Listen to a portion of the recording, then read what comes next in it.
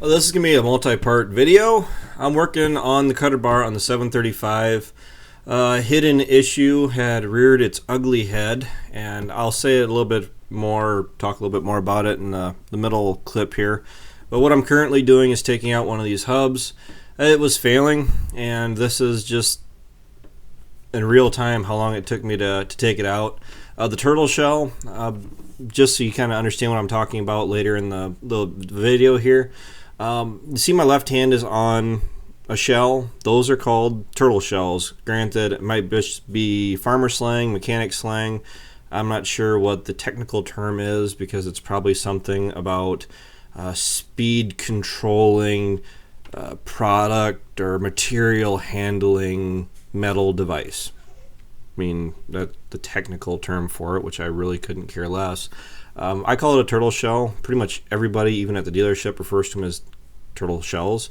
The bearing is going out that goes around that center shaft that is sticking out. That's where the turtle shell mounts to, or in general. The problem is when that starts to go out, granted, as subtle as it can be, where the blades are at, can have an awful lot of movement. Not just a little bit of movement, but it's very noticeable. I wasn't going to do this, but I noticed it when I was going through and changing the blades out, and kind of a reason why I like to be the one that goes through and changes the blades out on this machine, or do a lot of some of this maintenance. I'm the one that generally runs this machine. Alright, so yes, my brother does. Yes, my dad does. But I'm the one that runs it the majority of the time. I'm the one that does the majority of the maintenance. And I almost had Ryan, because he had time where he could have done it. I was going to have Ryan just go through, put all new blades on it. Well, if I would have had Ryan, or if Ryan would have went ahead and done that, I wouldn't have caught this. Now, it's hit or miss. Probably hit. Whether or not this would have given me any more issues. But we have... If this machine cuts 100% of our next cut, our last cut for the year, it's easily over 250 acres that we have to cut yet. Now, between waterways and pastures and field ground and the valley, all the ground that I have marked that I want to get cut, actually even more yet.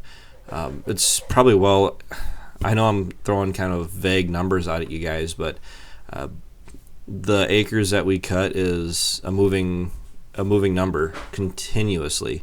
We just fertilized a bunch of ground.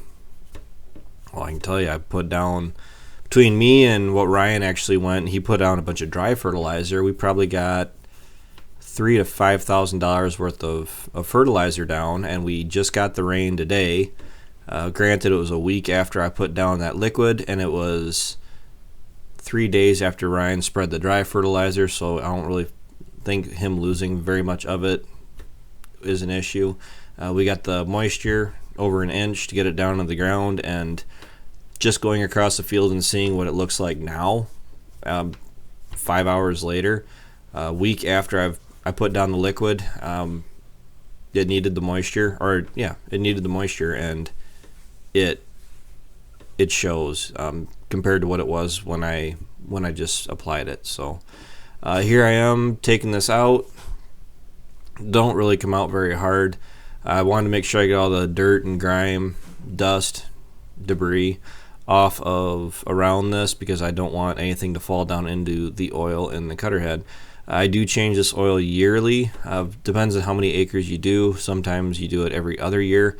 I used to do it every other year for the amount of acres we have, and I'm not actively looking for more hay ground.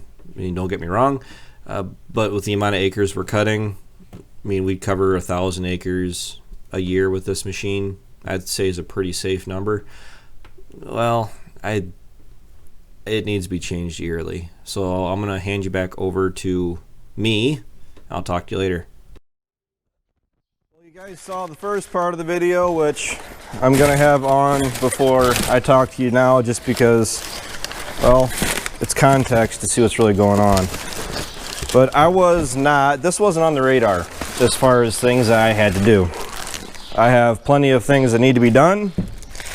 This was not one of them. So, what do we got? Now, we have a pending failure is what we have here. This is out of the cutter bar in the 735 John Deere, and this is the replacement. Well, I guess I see that's part of the reason why it's as expensive as it is. I didn't realize that I got all the other goodies that came with it, because the bolt, the shock hub, the shear hub, I wasn't planning on all that, so that means I have some spares off of this one, because these are good. The bolt, this cone piece, and the hub, so it's nice having spares, because you do typically go through these every once in a while. Not all the time, but every once in a while. I haven't burned through any yet this year, but I've also... You only really lose these if you hit something really, really, really hard. And a lot of our fields, we just pick the rocks up out of the field that needed it. Otherwise, I usually run the 735 with the cutter bar tilted back, and I actually have the skid plates all the way down, so we're leaving quite a bit of stubble. I'm not shaving off, scalping our hay fields at all at the moment. The last time we go through, I'm planning on leaving the skid plates down, which normally I haven't picked up, and then I just let the cutter bar, I let the adjustment drop all the way ahead. It's just a hydraulic cylinder. Probably just going to leave the skid shoes down and then let it tilt all the way ahead. So I was able to avoid a lot of bad things by actually having that hydraulic adjustment. So this project is not done yet. That's the baler for those that haven't seen it. But why am I doing this? Why did I go ahead and decide to buy a I'll say a $600 part? Well, we'll show you this angle first. And you see the shaft? You see that movement we have there? Of course, you can't really see. There we go. It doesn't seem like much to you guys, but the turtle shell that has the blades on it, when you have that hanging down here and you wiggle it, as little as this seems like it's moving, that has a lot of movement. And I could have thought of potentially doing it, but I did not go that route about letting it go. You know, trying to get one more cutting out of it. The reason that I did not go that way is because, ooh, it's actually catching already. It doesn't want to free spin. That was gonna fail. I've welded one of these before. Not by choice. It was at 936 my grandpa's, where the bearing went out and it welded. It just fused everything. So it was, once again, another whole assembly. But you can go through and just replace the bearings. You take the snap ring out and this bearing will come out. I've asked about doing it. My parts guy, which I have a lot of respect in, I trust him. I've never believed that he would actually, he's my best friend. So as far as him just selling me parts, just to sell me parts, that's not the case. This cutter bar is over 10 years old, and I've gone through and I've replaced some of these whole assemblies, but this one, I almost guarantee you that's original. So I mean, it's gotten plenty of use out of it yet. We have, I'll just say 250 plus acres to cut yet for our last cut for the year. That is if I cut everything with the 735. I don't know how long we have the other disc bind. So I took a risk, a gamble with the round baler. The gearbox was starting to go. I knew that, but I was gonna wait until after the last 60 acres and then tear it down, because it is a week to get the parts for it. Well, that come back and bit me. It bit me really hard. That friend parts guy that I was just telling you about, there's a reason why you have to have not a lot of friends. I really don't believe in having a lot of friends or a lot of very close friends or best friends. One or two awesome friends that you can rely on, that pretty much you can call them 24 hours a day and they'll be there. And it's the same way for if he ever called me.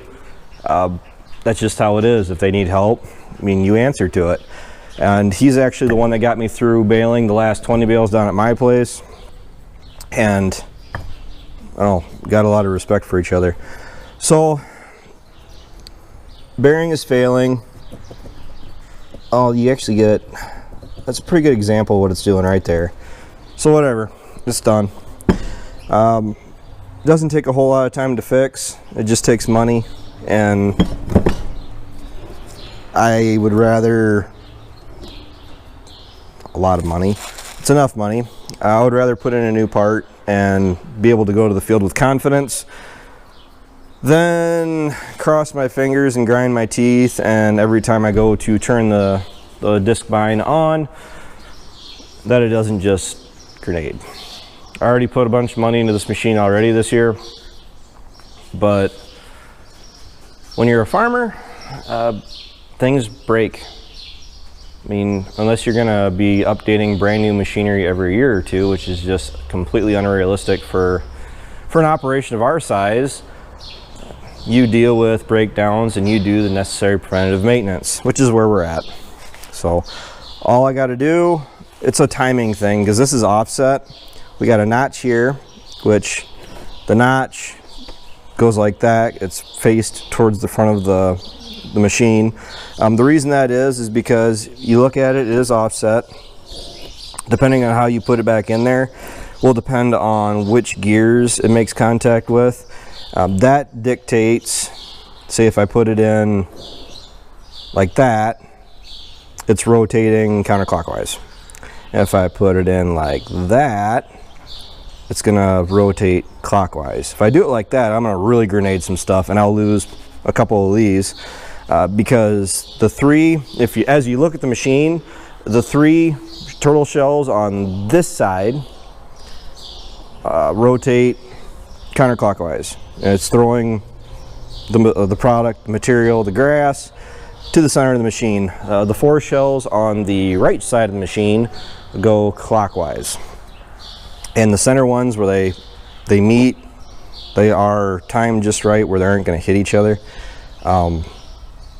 Yeah, if I tried putting this one in at the wrong direction, even if it doesn't make a whole lot of banging noise and collide with the other shells on either side of it, what it'll do is it'll want to throw the hay to the left of the machine, then I'll have flow-through issues. So that's all I have for this talking bit.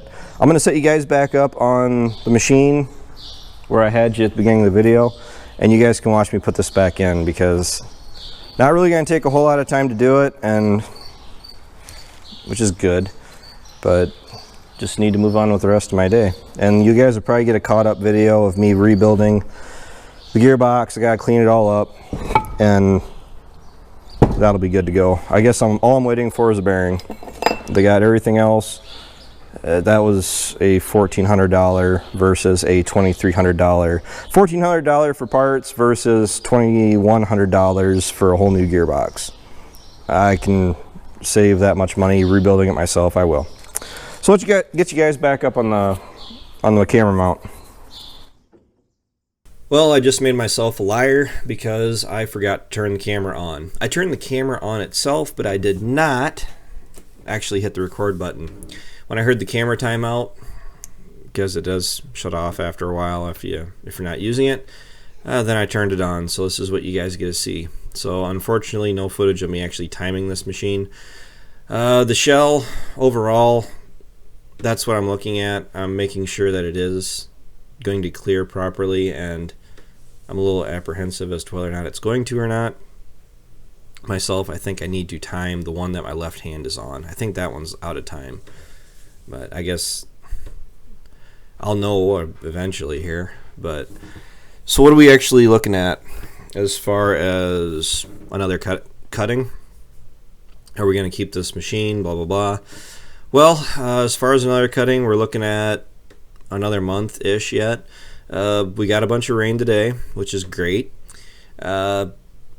Compared to what it was even yesterday, the inch that we got really helped.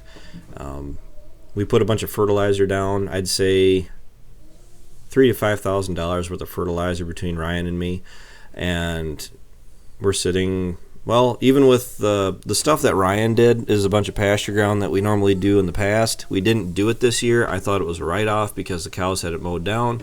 Ryan shifted some cows around, and he wants to try to make it. So the dry fertilizer he put down, it was less than, not even, well, it was 3 days, and we got a bunch of rain on it. So that's going to help get that down into the soil, plus without the cow pressure on it, chewing on it. We're going to have another probably 15-20 acres there. So when I say 250 acres that we have to go through and cut yet, I mean it. So as far as this machine, it's giving us issues like any machine that is used will give you. It's 10 years old. Had to replace a few of these hubs over the years. Really not that big of a deal in my opinion. I actually don't have any desire to get rid of this machine. I would like to get another one, not necessarily this size, but I'd say running the other machine that is, don't quote me, 13 feet wide. I think so. 14 feet, 13 feet. A 16-footer would be too big to get in a lot of the places down here. I don't think that machine is 16 feet. It could be, I guess. Man, it goes to show how much I'm paying attention, right? But I haven't run it. That was all Ryan. So the reason I would actually like to get another machine is seeing how nice it is running two. Granted, this machine is only 11 feet and some change.